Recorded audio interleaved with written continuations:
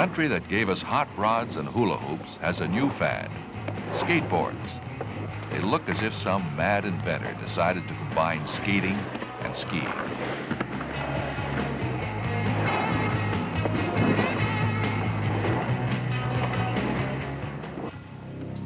Skateboarding started off as just another toy, but what made it into big business was the discovery of a new type of plastic called urethane that allowed the skateboards to go faster and maneuver more easily. That's when the wheels really began to roll. With the speed and flexibility of the new wheels, every child on the block began to act as if walking was obsolete. The dangers of skateboarding on city streets brought about dozens of skateboard parks where safety equipment can be rented. Like ski slopes, there are runs for beginners and half pipes for advanced, and bowls for variety. As in competition ice skating and skiing, there's freestyle, where you invent your own tricks.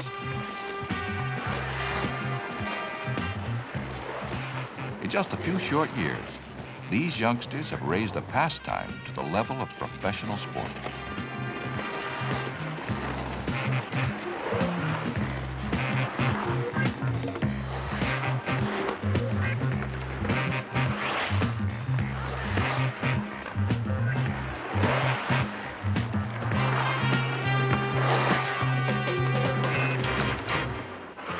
Practicing to enter a skateboard competition, this young man is polishing his freestyle routine.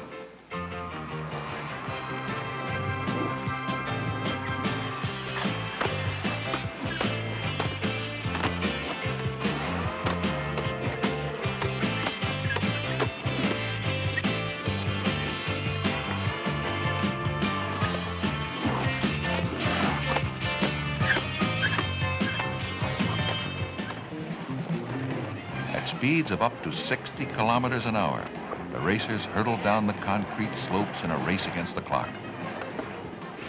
At those speeds, you've got to be a wizard on wheels to miss all those cones.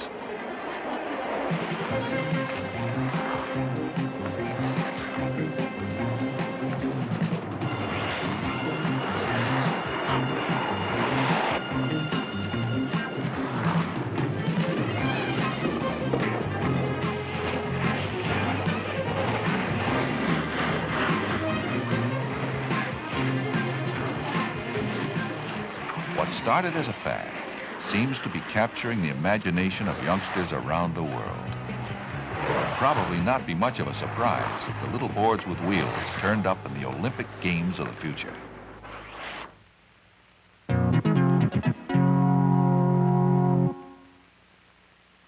A world without man-made works of art is as unthinkable as Earth without its natural wonders. Many of the world's most treasured antiquities are slowly being destroyed by industrial pollution. Modern technology caused the problem, and it may also have provided a solution. At the University of California at San Diego, a young physicist, Dr. John Asmus, has been perfecting ways of using laser light beams to restore works of art. While using a laser to make three-dimensional pictures of decaying statuary, he made the astonishing discovery that light from his laser gun can clean marble and stone. Now, the reason lasers can be useful in art conservation is that they can produce very concentrated beams of light so that you can achieve a very localized interaction in a particular location. They produce very short pulses so that there isn't time for the heat to go into the material and damage it.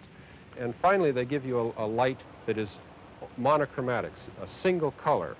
And the single color that can then interact selectively with one particular color of material that you wish to remove. The ruby laser is activated by what is called a flash lamp. This is a hollow quartz tube that's filled with xenon gas. The function of the laser is to convert non-directional white light into a very highly collimated, intense beam of red light. And this is accomplished by a ruby rod. This ruby rod is a circular cylinder and the chromium atoms in the ruby absorb the light that's emitted from the xenon gas in the flash lamp. What you do in the laser is you control the emission of light, and the way that you accomplish this is by putting mirrors at the end of a ruby rod. And this builds up just like something that you're quite familiar with. The chain Conventional methods of cleaning and restoring art are much too slow to keep up with the rate at which the world's art treasures are decaying. By training students in laser art restoration, the doctor hopes to arrest that decay. Dr. Asmus simply lines up on his target, a valuable bust of Julius Caesar, and fires. The intense heat of the laser beam boils off built-up incrustations, but reflects harmlessly off stone or marble.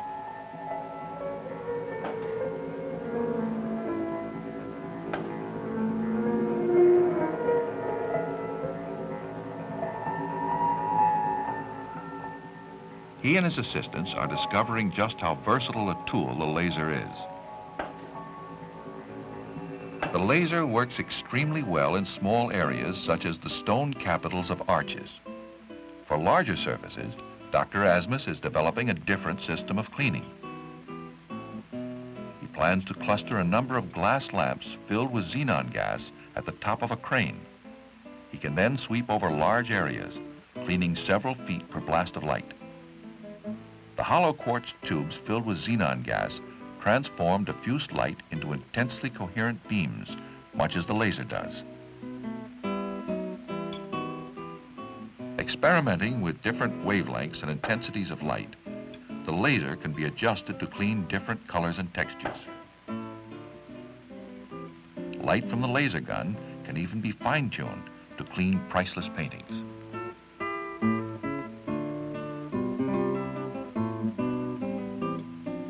This archway in Florence, Italy, the left side of which has already been cleaned, is a dramatic illustration of the doctor's handiwork.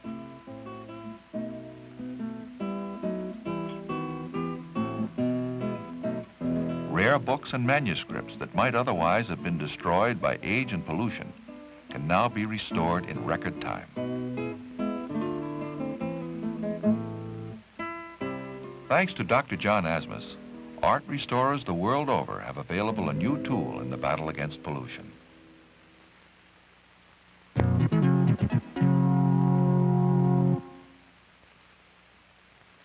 Almost daily, front-page headlines describe a failure of man or equipment that has resulted in death, injury, or property damage. Why did it happen? Who was responsible? What went wrong? It was to answer questions like these that Failure Analysis Associates of Los Angeles was formed by Dr. Alan Tettleman, a university professor of metallurgy, and Dr. Bernard Ross, a mechanical engineer. Dr. Gerald Gardner, a New Zealander, is a consultant in human factors.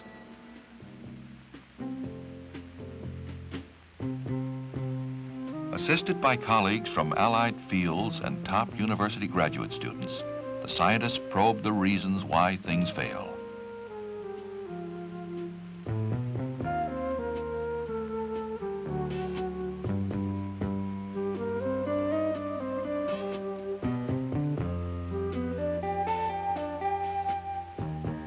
They have investigated everything from automotive parts to scuba gear to bridges and airplane crashes. Why did a boom from a crane snap off, hurtle to earth, and kill a man? A man died because this piece of metal failed. And like a team of highly trained detectives, they mean to find out why. Was it metal fatigue, an overload, or a fatal human error? The results of their investigation may well determine whether there was negligence involved and what can be done to prevent such an accident in the future. Dr. Ross looks at the overall structural view. He is a specialist in reconstructing accidents. Before this investigation is complete, the failed part will be sketched, photographed, measured, even the very atoms of which it is composed will be examined. Dr. Tettleman begins the first in a series of microscopic examinations of the fractured crane boom. He'll be looking for the degree of corrosion and searching for the telltale signs of the initial failure site. Each step of the analysis must be photographically documented. To determine the toughness of the material, the scientists conduct an impact test, ever increasing the weight until failure occurs. The specimen of pipe being placed in the field of view of an electron microscope has been carefully sliced and polished to reveal its microstructure. Somewhere in this micro world, magnified from 10 to 50,000 diameters, are the clues that will reveal the solution to why the pipe failed, why a man lost his life. 1 out of 20 cases is an accident truly related to improper manufacture or a defect in fabrication or a poor engineering design. The test results reveal that metal fatigue played no part in the accident, nor was it defective manufacture.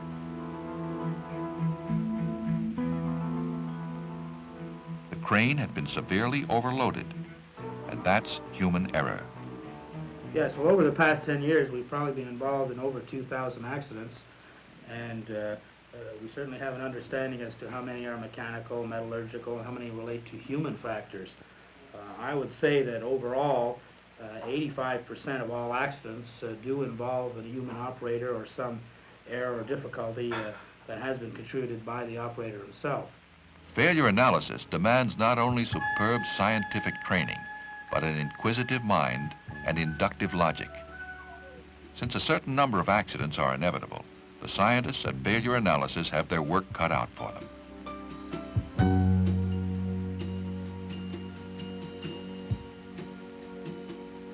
What went wrong is a question they'll be trying to answer every day.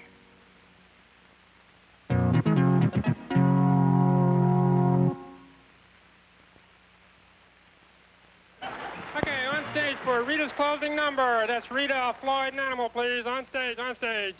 Okay? Everybody ready for that closing?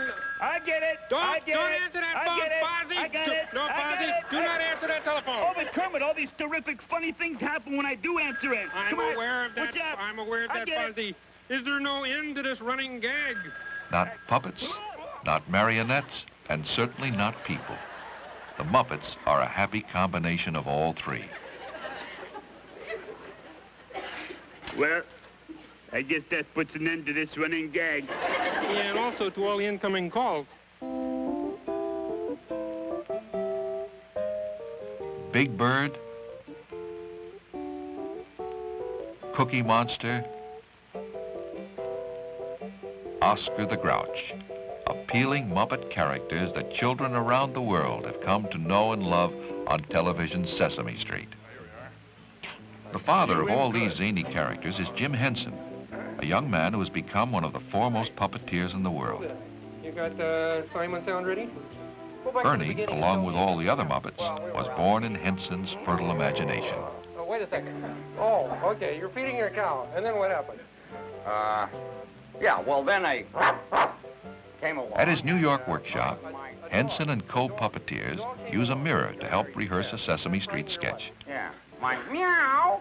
Your cat? Up a tree. Up a what? A tree. What kind of noise does a tree make? Rustle, Okay. rustle. Very good. Okay, and then what happens, sir? Some of the Muppets require 3 hands to operate. This keeps puppeteers falling over each other's feet in the beginning, but it also provides the characters with much richer animation. No. The fire department. That's who you call. The fire department, yes? Yeah, right. Call the fire They had a department. big ladder, and they climbed up the ladder and got my meow out of the tree. That's a wonderful story, sir. I'm glad to hear it. Thank you for coming by. Thank you for listening. It's really helped telling it again.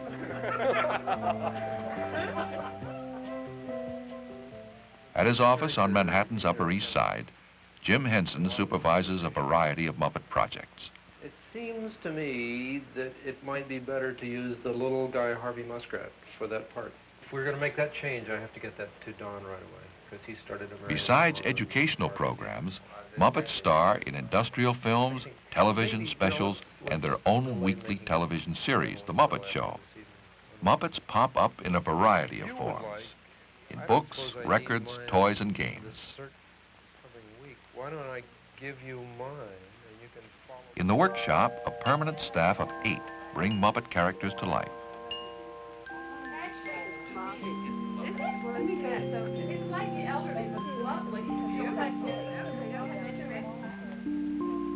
New Muppets are always being created and old ones rebuilt. Henson oversees the construction of each Muppet, testing for ease of manipulation and adding his distinctive touch here and there. Make regular shoes out of them, but they'll be little. Did you know when you sit here looking at him, you sit there with your teeth out? Did you? Are you aware of that? No, I guess that's what happens because his teeth are sticking. Henson continually experiments with internal mechanisms and remote control devices to further animate the Muppet characters.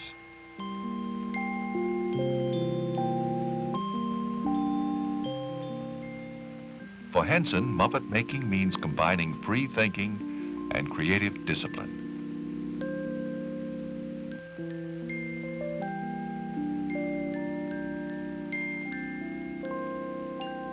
As the puppet takes shape, it changes and evolves into something totally unlike what was ever designed in the first place. Then also the puppeteer himself will come in at that point, and then they add a whole new dimension, which just comes from his personality and the kind of personality he lends the character. The gradual process of creating the distinctive voices and personality traits of Muppet characters begins with a script run-through. But you never... In the distance, the sound of an approaching motor car. 2 beer cans fly down and land at Kermit's feet. Huh. Unfortunately, you'll be seeing more of them. That was a bunch known as the Riverbend Gang. Like Ma and Emmett and Frogtown Hollow and Waterville, they're all part of Emmett Otter's Jug Band Christmas. Sometimes it appears that the Muppet character is taking over the Muppeteer. Yeah. That whole... Totally canatotic.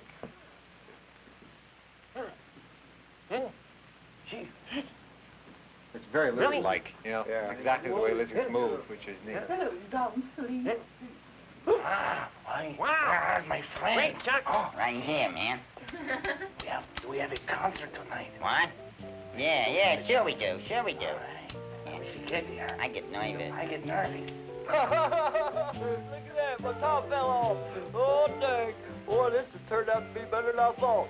One old mother was mother of us all. One old woman was mother of us all. Something like that. Not bad. Ain't I seen you on TV?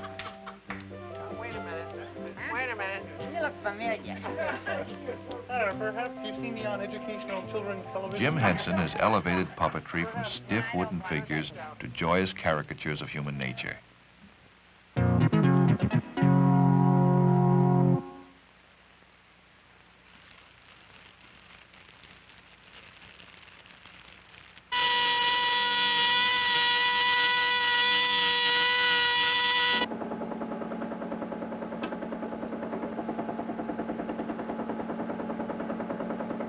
Code 3 fire alarm, 1213 East Red Cedar. Code 3 fire alarm, 1213 East Red Cedar Circle. Keep 1, engine 1 respond. What might have become a devastating fire in any other town will likely be stopped in a matter of minutes in this community, because this is the Woodlands, a brand new town near Houston, Texas, that the residents claim is the safest in America. The reason for this is that every home in the community is wired for two-way communications. The heart of the system is a central computer that electronically sweeps each home every 6 seconds for signs of trouble. If an alarm has been triggered, it is instantly detected here.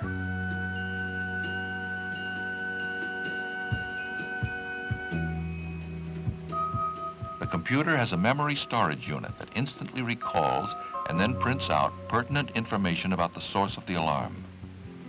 The terminal unit in each subscriber's home flashes the code for the type of emergency that exists: police, fire, or medical.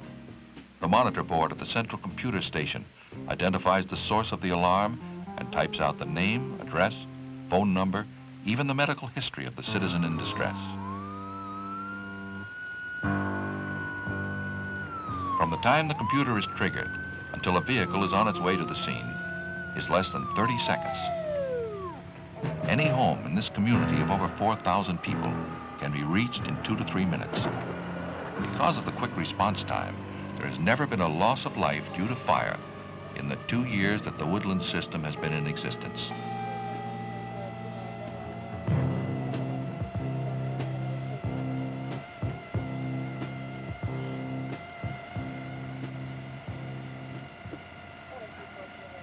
Fire prevention is a big part of the program. Department representatives check home and business sensing devices on a regular basis as part of their effort to educate the community. Many residents of the Woodlands also have intrusion detection systems that are directly tied to the central computer. A sheriff's car can be at any home in the town within minutes. The Sheriff's Department educates residents of the community about preventive measures effective against attempted intrusions.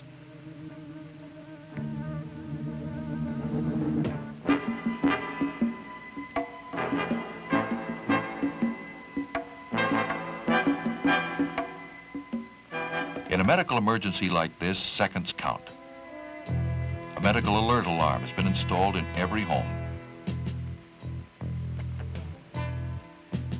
The alarm is instantly transmitted by the computer to a teletypewriter that prints out location of home, residents' names, medical history of persons living there. The same information is simultaneously transmitted to an ambulance. The call goes out for trained medical volunteers who are on standby. Medic 1, EMS volunteers, Lisa Dossett and Gloria Dossett. Medical alarm. Notified by a paging device, the volunteer rushes to the scene of the emergency. 413.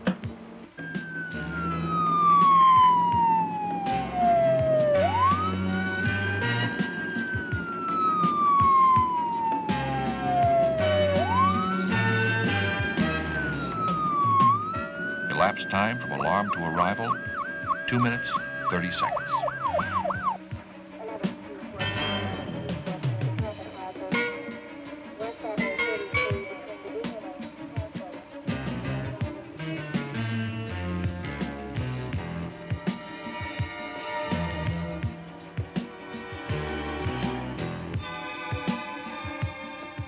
Quick response time, trained medical technicians, modern life support equipment, and citizen volunteer participation make residents of the Woodlands feel a lot more secure in an emergency.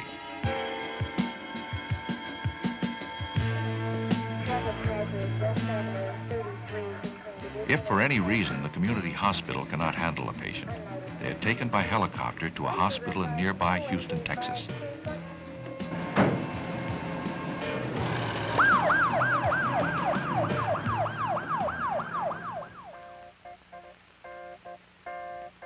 A bonus of the cable system is two-way communication during town meetings. As the size of cities has grown, getting together to discuss and vote on various local issues has become unwieldy, sometimes impossible. The community of Woodlands wanted to avoid that, and they did. Now, all town meetings are televised via the cable to every home in town.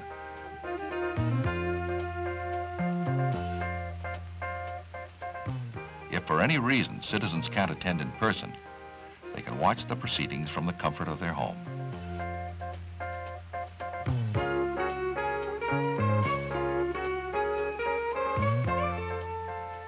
When it is time to vote on an issue, the push of a button gets the computer's attention, and then another button casts the vote. Through the innovation of modern technology and citizen participation, the residents of the Woodlands feel secure in the safest town in the land.